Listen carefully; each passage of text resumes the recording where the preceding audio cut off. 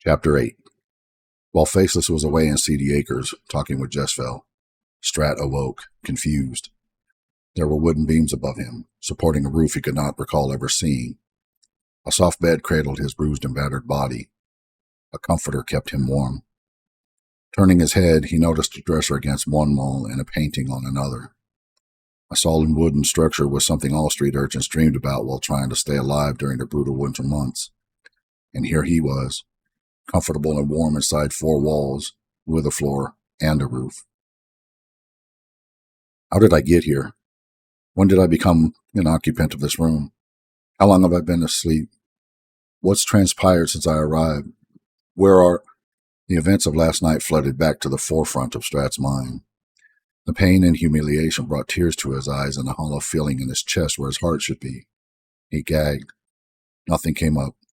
Even the gillops Faceless provided must have digested.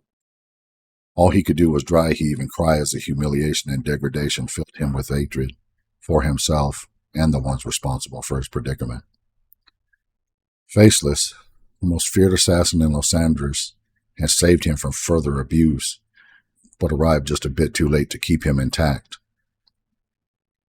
A minute earlier, and he would never have had to live with a memory that would haunt him the rest of his days. Several minutes prior, and he would never have to experience the beating he took at the hands of the malevolent and insane adult. He could recall the feeling of drowning on dry land as his lung filled with fluid where his rib, broken, had punctured and entered the lung. The coughing fits that racked his small frame as he tried to draw a clean breath also came to the forefront. Was Faceless's timing intentional? Was he just another grown-up who cares nothing for me? Could he be every bit as cruel as my father? Did he hope to teach me a lesson by letting those men beat the shit out of me? Was this a malevolent, heinous way to earn my loyalty? Could the leader of the assassins in the country believe my being assaulted and subsequent late rescue would win my respect and allegiance? Strat sat up and immediately regretted the decision. His body was a mass of pain and stiffness. His chest was far and away the worst of his injuries. He could not draw a full breath without a searing pain shooting across his torso. Whatever magic Faceless used on him excluded healing the trauma inflicted upon his body. Head swimming, Strat turned and placed his feet on the floor. Looking down, he realized he was in a man's shirt. Fear gripped him as the ramifications of what this meant hit him like a hammer. Someone had to strip his soiled and shabby clothes, wash him, and place the shirt on him, all without his knowledge. Tears streamed down his face. He conducted a mental search of his body and concluded no foul play had occurred to him in the process of cleaning him up. The rest of his body was not as fortunate, and everything hurt where the insane man's boots had landed. His right arm was wrapped in a bulky bandage that would not bend in any fashion. His arm must have been broken in the drubbing. Contusions covered every inch of visible skin, and the coloring was deepening into the purples and blues of severe bruising. This would heal relatively quickly, but the days would be reminders of how he received them. Standing made Strat's stomach roil. The pain from his body caused his system to overload, and his stomach wanted nothing to do with the remaining chore of trying to stay upright. Holding the corner post of the bed, Strat forced his body to stay vertical. Languishing in the bed would only serve to make him soft. After a life on the streets of Joron, the basic amenities of rooms seemed a luxury, and he was determined not to forget where he came from. Strat waited for his head and stomach to calm before he took his first step. He nearly fainted from the exertion. His calf and thigh tightened from the motion, locking down his muscles in mid-step. He stood there on one leg, silently crying from the pain and his tattered emotions. Walking would become an obstacle unless his body healed. He groaned when he thought about what it would take to squat over the chamber pot. Just the idea of placing that much strain on his legs made him silently curse the bastard in the alley. Though the man was dead, it did nothing to assuage his anger, and he was still suffering while his abuser was dead. To his mind, the man was more fortunate. Looking around the room, Strat was not surprised to see it sparsely decorated and contained only a bed, desk, chair, and a wardrobe. One wall held a painting of a ship sailing a rough sea, and the only other picture was that of a sea creature he could not name. Otherwise, the walls and floors were unadorned. Still, just these few things made it feel as if he were staying in a plush room. The basic furnishings of any ordinary room were a luxury to his young eyes. The room was a far cry from the alley he lived in for the past 3 years. Opening the wardrobe, Strat found a pile of neatly folded clothes. Pulling them out, he returned to the bed to dress. The shirt and pants were a deep gray color and stitched for service versus appearance. The socks fit well, and the shoes looked like they were custom-made for his size. Strat had to take several calming breaths to keep tears from falling again. This was the first time in his life his clothing was not picked from a heap behind a building or house. The pain of dressing himself made his head swim again. He knew this was partly from malnutrition and the damage done to him. Strat remained seated on the bed. His breathing was labored, and sweat had broken out all over his body. The effort just to dress was taxing beyond measure. He was exhausted. There was no way he could bend over and put on his shoes. He looked at them as if they were in another city, unreasonable, and by any means he could devise, could think of no way that he wanted to try and put them on. They would have to wait until he recovered enough to reach down and pick them up. Minutes or an hour passed, and Strat was finally able to pick his shoes up without falling over from lightheadedness. He drew his feet up onto the bed, grabbed the bottom of his pant leg, and pulled his right foot to him. He managed to put on the shoe and tie it without having to take a break to catch his breath. He repeated the process for his left foot and exhaled a sigh of relief. His back had protested the labor of being hunched over and reminded him that he should get out of bed or become stiff and unable to move. Once he was confident his legs would hold him, Strat ambled across the room, opened the door, and made his way to the end of the hall. There was a single set of stairs descending to the ground floor. Strat stared at the stairs as though they were the highest peak of an unsaleable mountain. He knew he would have to pick his way down, but the strain might be too much for his body to perform. Leaning against the wall, he took several deep breaths to calm his hammering heart.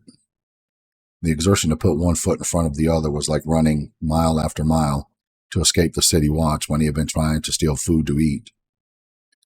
His mind was having difficulty relating to his body. Neither wanted to work in unison with the other. Well, his mind knew what was required. It was his battered body that was refusing to cooperate. A thought struck him. I can sit down and navigate the steps one at a time. This notion took some of the dread from him, but sitting for the first stair was surely going to cause intense pain. There was nothing for it. He needed to find someone and learn where he was. He believed in the enforcement coalition, but wanted verification. Adults were not to be trusted, ever again, and he would never lower his guard while he was in the confines of a building. Pretty smart, a voice said. A surefire way to ensure you don't fall. Strat nearly jumped out of his skin. My legs might have given out on me. I am glad to see you made it without incident.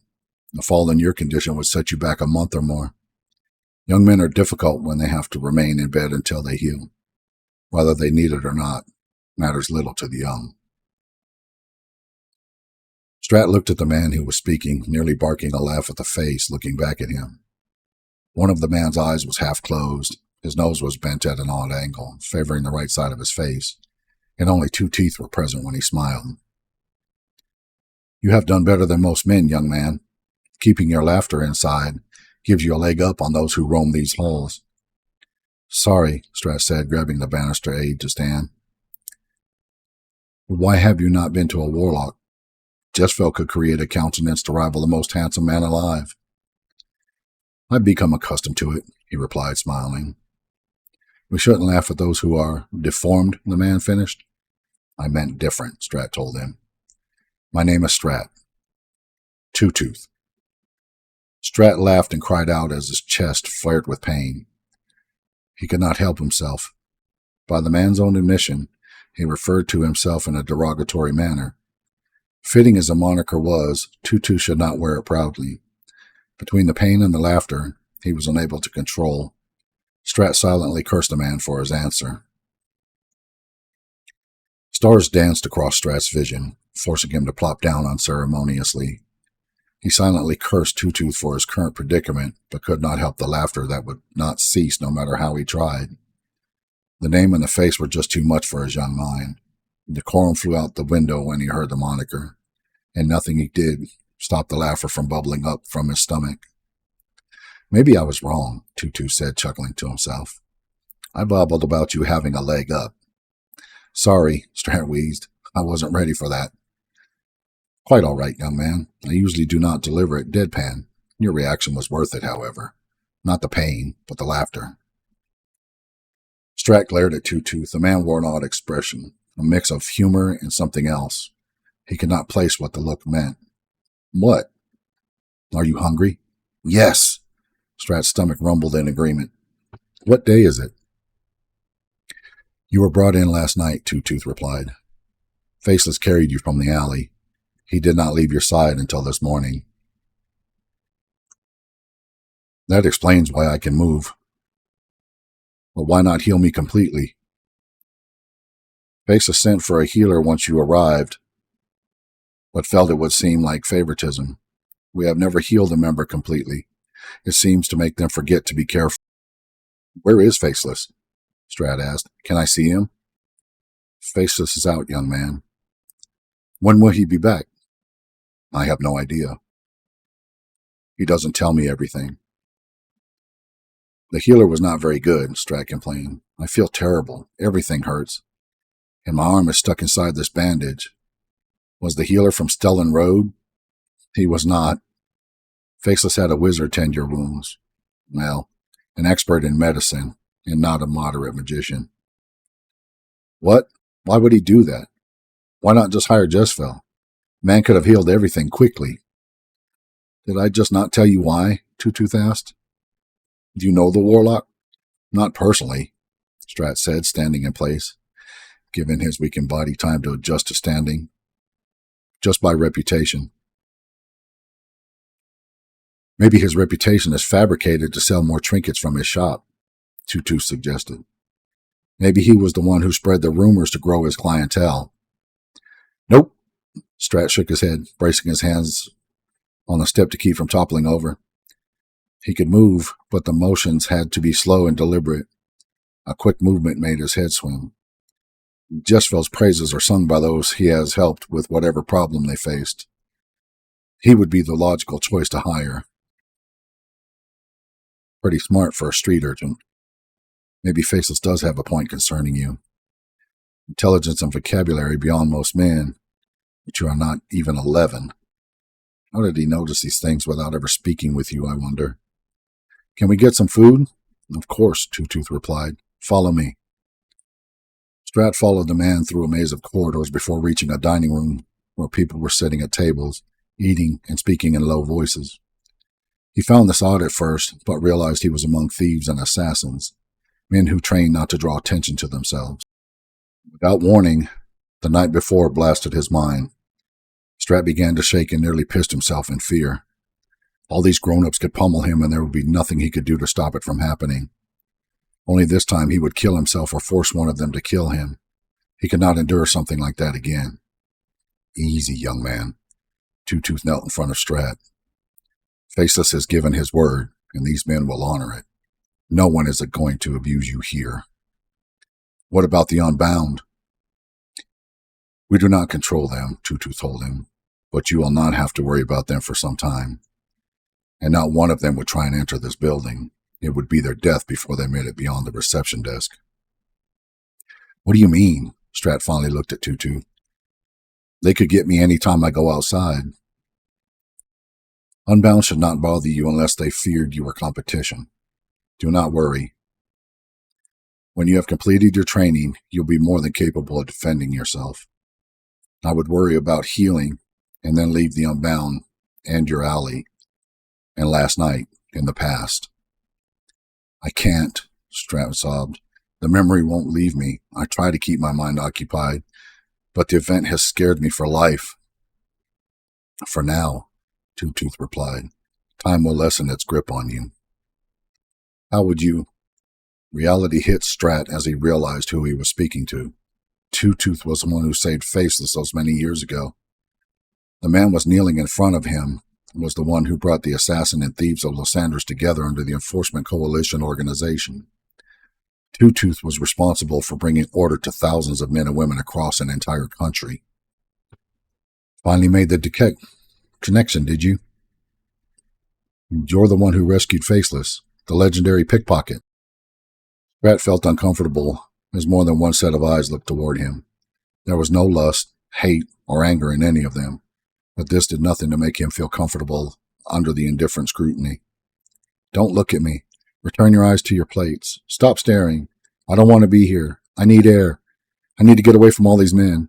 Easy, young man, Two-Tooth said when Strat's breathing became erratic. Time will lessen the grip the nightmare has over you. You just need to keep it together until the horrible incident can be managed within your own heart and mind. Besides, when you are finished with your training, you can defend yourself against anyone who would want to bring you harm. Will you help me? Strat asked, hope in his eyes. Of course, Two-Tooth replied, standing. I am to be your mentor if you will allow me the honor. Absolutely. I just thought Faceless would train me like you did for him. No. The leader of the Enforcement Coalition has no free time to train or recruit, Strat. Why'd he save me? He could have sent one of you. Two-Tooth made the mistake of reaching out to pat Strat's shoulder. He withdrew his hand quickly. You should still feel honored. Faceless has never intervened personally with a street urchin until you. Strat followed Two-Tooth as he rose and made his way to a table near the wall. He took the chair that would allow him to see the whole room. Of course, it also put the wall against his back, where no one would be able to grab him from behind. Little did he realize this would become a habit he would never break. Something I will not have to teach you, Two-Tooth averred. Huh? What are you talking about? Did you notice the seat at the table you took? You sat where you could keep an eye on everyone here. And unless I miss my guess, you know how many steps it is to the door back into the hall. Why are the halls like a maze? Strat asked, ignoring the question. He knew the answer, 17. But he also knew Two-Tooth knew the answer as well. For our enemies, should they ever attack. Who'd be crazy enough to attack this place? They'd be killed. Thus the reason for the maze, Strat. We built it to direct enemies into ambush points within the building. I still think no one is stupid enough to attack. Desperate people do stupid things when they have no other choice, Two-Tooth informed him. When you are forced into something when your life is on the line, you'll do pretty much anything to stay alive. Even a coward will fight when there is no other recourse. I still think it would be a seriously bad idea to attack this place, Strat said. I wouldn't want to face men like this in battle, especially when forced into specific situations by the terrain. What would you like to eat? Anything, Strat stated. I'm not picky, just as long as it isn't spoiled. You won't have to dig through rubbish anymore, young man, and we never serve spoiled food here. That is, unless you request it. Strat glared at the old pickpocket. Not funny. I thought it rather clever. Maybe I missed my calling. And what's that? Strat asked, despite himself. A court jester. Nope. You're right where you should be, Strat deadpanned. Quick wit. Good. We'll make things easier. Now what would you like to eat? I'll have what you have. You might not like it, Two-Tooth warned. My tastes are varied and broad. I've been eating discarded food and drinking from puddles in the streets, Strat reminded him. Anything here has got to be better. That is a valid point. Strat watched as Two-Tooth signaled toward the door leading to the kitchen. A man in a strained apron made his way to the table. Why was it every cook wears an apron that looks like it should be burned rather than worn? Did he not know how bad it looked? Just the filth on the apron would make someone choose another location to dine, but he knew the food would be superior to anything that he had eaten on the streets. Bring us 2 Malflock steaks, medium rare. Baked potato with that gravy of yours, and some greens. Whatever you have made is fine. And what to drink, the man asked. I assume the boy will not be drinking Kyson rum. Water. Just water, please. Well-mannered for a streetling, the man said, smiling, and well-spoken. He'd make a good spy for the organization. Bring him a radix vinay. I think he'll enjoy it more than water. What's that? Strat demanded, wrinkling his nose. I don't want it. Please bring the radix vinay, Quetzal. His body needs it, restorative properties and all. He looked at Strat. The beverage does not contain anything that will dull your senses. In fact, it tastes much better than water and will help in healing the bruises and pain you feel. Does he need a wizard? That would be a better than drink, Quetzal said, looking at Strat. Healing magic would have him right as rain in no time. He's been through an ordeal, Quetzal. Best leave it alone. Sure, was just asking is all.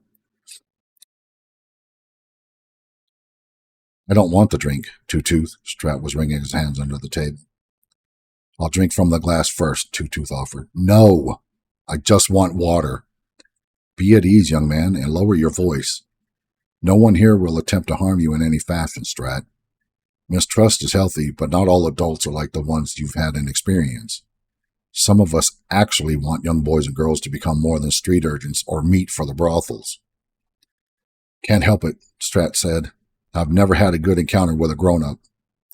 Not even after Faceless rescued you? That's the first time, Strat said after a steadying breath. Doesn't change my mind. I don't expect you to, Strat. I hope you understand what it means when Faceless gives you his word. The man would rather kill himself than break his word. Do you understand? There is no rushing this, Two-Tooth. I'll heal, but it will not be today. I know, he replied. I worry about the time in between.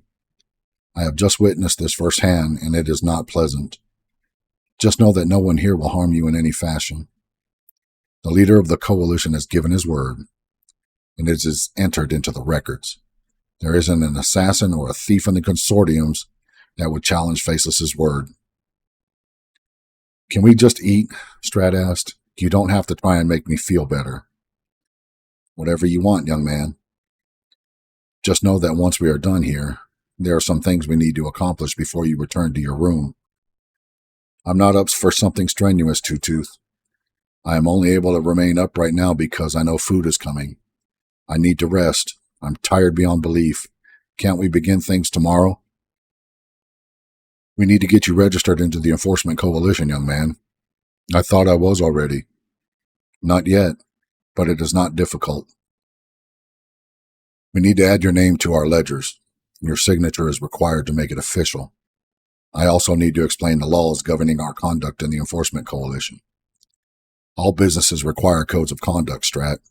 Otherwise, anarchy would reign, and then we would be hunted and killed.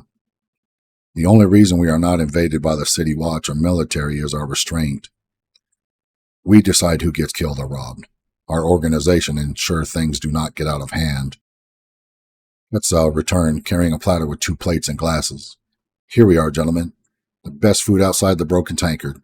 No way, Strat exclaimed. Lower your voice, Two-Tooth admonished. He'll learn, Quetzal told Two-Tooth. We all had to at one time, he reminded the cook. Enjoy the meal, old man. Strat looked down at his plate and his stomach rumbled.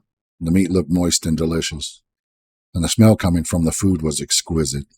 His mouth watered while he savored the aromas. Food is to eat, Strat. I haven't had anything like this before, Two-Tooth. I want to enjoy it all.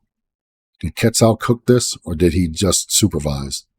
He cooked it, Two-Tooth said, forking Malflux into his mouth, groaning in delight.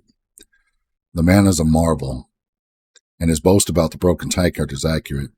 Quetzal provided their cook with the recipes they used. Strat nearly moaned in delight as Two-Tooth had, but the noise reminded him of the alley. The Malflux steak was cooked to perfection and spiced to enhance the flavor instead of covering it. The potato was moist and the gravy was smothered in had a bit of a sausage in it. The greens were marvelous. He had never cared for vegetables, but whatever these were, they tasted of garlic and butter. Slow down, Strat. There was more food in the kitchen. It's so good, Strat said around a mouthful of potato. And there is more, Two-Tooth said, placing a hand on his. Slow down. You'll not go hungry here, Strat. Strat jerked his hand away, holding his fork like a weapon. Forgive me, Tutu said. I intended only to slow the pace at which you are shoveling the food into your mouth. You'll make yourself sick. Remember, you have not eaten real food in a long time, and you've only had apples for the past 3 days. I will keep my hands to myself. I can't pay for this, Strat said, setting his fork down. We'll discuss that another time, Strat. Enjoy the meal. No payment is required for this one. I'm feeling tired and stiff, Strat said, rubbing his eyes. I think I need to lie down.